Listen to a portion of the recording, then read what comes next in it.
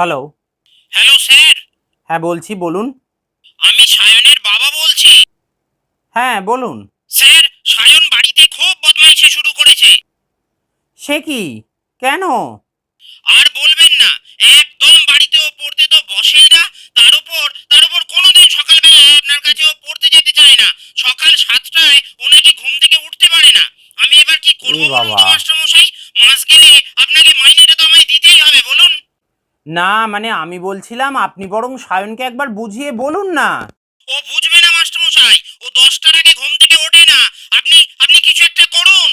বেশ, তাহলে এক কাজ করি শুনুন। আমি বরং কাল সকালবেলা 6:30 নাগাদ আপনার বাড়ি চলে যাচ্ছি। গিয়ে কাল থেকে সায়নকে আমি ডেকে দেবো। ডেকে তুলে ওকে দাঁত মুখ মাজিয়ে, মুখ-টুখ ধুইয়ে, খাইয়ে-দাইয়ে আমার বাড়িতে পড়তে নিয়ে আসবো। এছাড়া আমার কাছে আর বিকল্প কিছু নেই দাদা।